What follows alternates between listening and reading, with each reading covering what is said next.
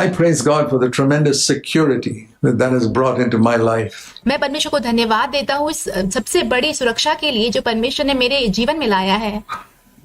Even after I was born again, for many years, I was a very insecure. मेरे नए जन्म पाने के बहुत वर्षों के बाद भी मैं एक बहुत ही असुरक्षित व्यक्ति था. Christian. मसीही था. Not too sure about so many things. I'd slip up and I think God was very angry with me. मैं बहुत सारी चीजों को लेकर जो है निश्चित नहीं था, तो कई बार मैं फिसल जाता था और मुझे ऐसा लगता था कि परमेश्वर मुझसे बहुत गुस्सा है.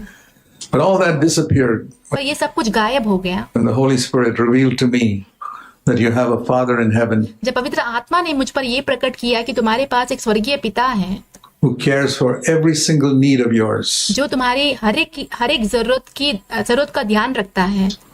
And that's the reason why you have a command that is, it's an amazing command. इसीलिए आपको एक आज्ञा दी गई है जो कि बहुत ही अद्भुत सी एक आज्ञा है. Many Christians don't take it seriously. बहुत सारे मसीही इस बात को गंभीरता से नहीं लेते हैं. I didn't take it seriously for many years. मैंने इसे गंभीरता से बहुत वर्षों तक नहीं लिया था. But I take it seriously now. पर अब मैं इसे गंभीरता से लेता हूँ. Let me tell you what that command is. मैं उस आज्ञा के बारे में आपको बताता हूँ. Philippians 4 and verse 6. फिलिपियो 4 उसका 6 वचन. Philippians 4 verse 6. फिलिपियो 4 उसका 6. Be anxious for nothing. किसी भी बात की चिंता मत करो. An employee in a company may be anxious for many things. एक कंपनी का कर्मचारी जो है बहुत सारी चीजों को लेकर चिंतित रह सकता है. But a 3-4-year-old child पर एक 3 या 4 साल का बच्चा जो है living in a secure home is anxious for zero. जो कि एक सुरक्षित घर में रहता है वो शून्य चीजों के लिए चिंतित रहता है. How is that? वो कैसा है? Because he's got a dad who cares for him. क्योंकि उसके पास एक पिता है जो उसका ध्यान रखता है. It is impossible to obey that command in Philippians 4:6. ये बहुत ही असंभव बात है इस आज्ञा का पालन करना जो कि फिलिपियो के 4 अध्याय के 6 वचन में है. Be anxious for zero things in the world. इस जगत की शून्य चीजों के लिए चिंता करना. Unless you know God जब तक आप परमेश्वर को नहीं जानते हैं as Daddy. पिता के रूप में. And I want to ask you, my dear brothers and sisters, you come here so many times to New Covenant Christian Fellowship. और मैं आपसे पूछना चाहता हूँ मेरे प्रिय भाइयों बहनों, हम यहाँ बहुत बार आते हैं एक नई वाचा के कलीसिया के रूप में यहाँ पे. Do you understand this part of the New Covenant? क्या आप नई वाचा के इस भाग को समझते हैं? That you have a Father in heaven, a Daddy in heaven, कि आपके पास स्वर्ग में एक पिता है आपका who cares for you. जो आपका ध्यान रखता है. I take an example. मैं एक उदाहरण लेता हूँ. Supposing you got orders to vacate your house, you got a rented house and you couldn't pay the rent. मान लीजिए कि आपको आदेश मिला है कि आपको घर खाली कर देना है क्योंकि आप एक किराए के घर में रहते हो और आपके पास किराए चुकाने के लिए पैसा नहीं है. And the landlord took you to court. और जो मकान मालिक जो होता है वो आपको अदालत लेके जाता है. And the court has ordered you to vacate the house by a certain date. और अदालत आपको ये आदेश देता है कि इस तारीख को आपको घर खाली कर देना है. We see that sometimes in India. कई बार हम इस बात को भारत में देखते हैं. Where the police have come to a house and taken out all the stuff from the house and it's out on the road and we know that guy was turned out of the house because he didn't pay the rent. जहाँ पे police जो है घर में आता है और घर का जितना भी सामान है वो बाहर निकाल देते हैं, सड़क पर रख देते हैं और हम ये जानते हैं कि ये जो व्यक्ति है इसने किराया नहीं चुकाया है इसलिए उसे घर से बाहर निकाल दिया गया है. Now supposing you got a notice like that, supposing मान लीजिए कि आपको ऐसा एक सूचना मिला है. one family got a notice like that. एक परिवार को ऐसा एक आदेश या सूचना मिला है. And they're all tense. Where shall we go tomorrow morning? और सभी लोग बहुत ही चिंतित होते हैं कि कल सुबह हम सब कहाँ जाएंगे. With our stuff, we don't have the money to rent a house. और ये सारा सामान लेके कहाँ जाएंगे क्योंकि हमारे पास पैसा नहीं है कि हम कोई घर किराए पे लें. Supposing there's a 3-year-old child there in that house. मान लीजिए कि उस घर में एक 3 साल का बच्चा होता है. and you wake him up in the middle of the night and say, "How are you sleeping? Don't you know that you're going to be turned out of this house tomorrow morning?" और आप उसे आधी रात को उठाते हो और कहते हो कि तुम ऐसे कैसे सो रहे हो, क्या तुम नहीं जानते कि कल सुबह तुम्हें इस घर से बाहर निकाल दिया जाएगा? You say, "I'm not bothered. वो कहेगा मुझे परवाह नहीं है, Go and tell daddy. Don't come and tell me. I've got nothing to do with it." मेरे पिताजी से जाके कहो, मुझसे आकर मत कहो, मुझे इससे कोई लेना देना नहीं है। That's what a 3-year-old will say, एक 3 साल का बच्चा जो है वो यही बोलेगा, because he's not bothered. क्योंकि उसे परवाह नहीं है।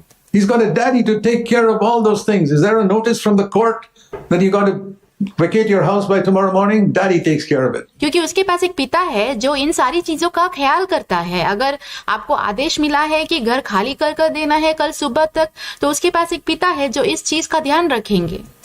Is there a debt to be paid? Daddy takes care of it. अगर कोई कर्जा चुकाना है तो पिताजी उस बात का ध्यान रखेंगे। Is there not enough food in the house? Daddy takes care of it. अगर घर में पर्याप्त खाना नहीं है तो पिताजी उस बात का ध्यान रखेंगे। That's a 3-year-old. वो एक 3 साल का बच्चा है। The 20-year-old son will be disturbed, worried. What are we going to do tomorrow? पर एक 20 साल का बेटा जो है वो बहुत ही परेशान रहेगा, चिंतित रहेगा, ये सोचकर कि कल सुबह हम क्या करेंगे। So it's a wonderful thing to be like a little child एक छोटे बच्चे के समान होना बहुत ही अद्भुत सी बात है, who trusts daddy. Daddy will take care of it. जो अपने पिताजी पर भरोसा रखता है कि पिताजी इस सारी चीजों का ध्यान रखेंगे।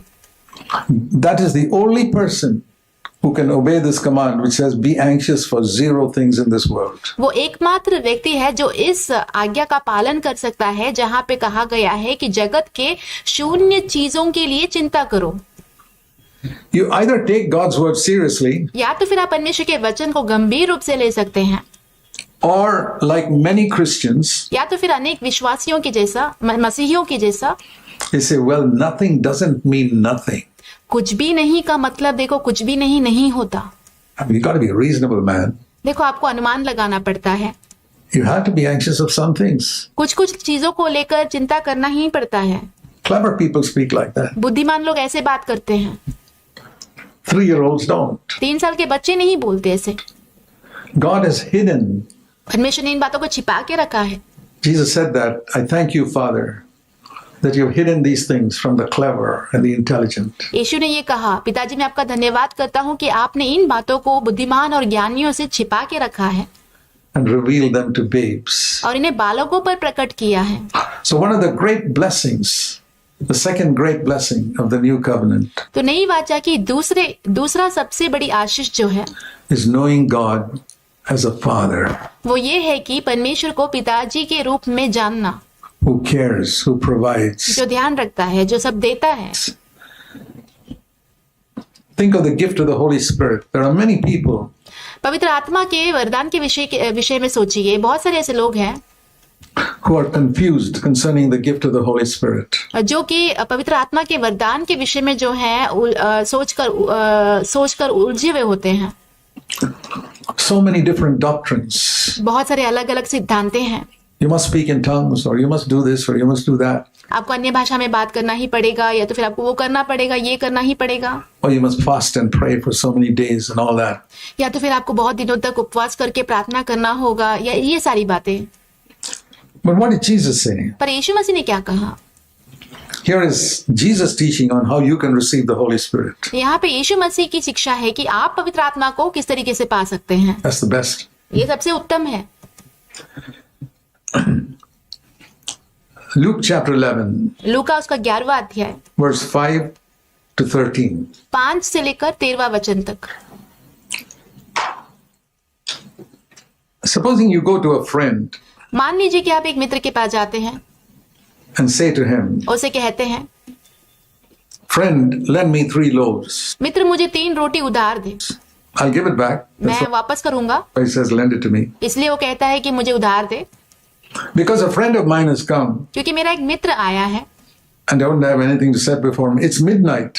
और उसके आगे रखने के लिए मेरे पास कुछ भी नहीं है, क्योंकि आधी रात है।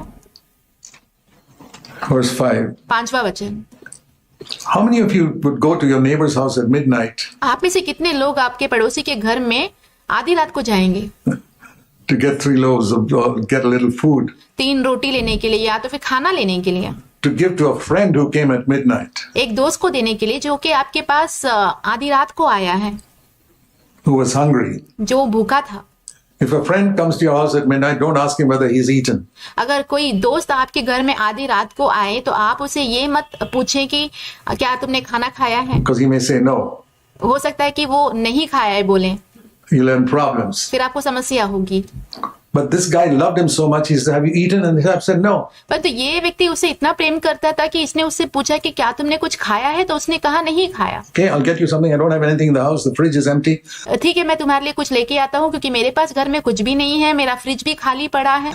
But I'll go to my neighbor and I'll knock and get some food for you. पर मैं अपने पड़ोसी के घर में जाऊंगा, उसका दरवाजा खटखटाऊंगा और उससे कुछ लेके आऊंगा तुम्हारे लिए। And it says he knocks there, और यहाँ पे कहा गया वहां पे जाके वो खटखटाता है and from inside he's a good neighbor.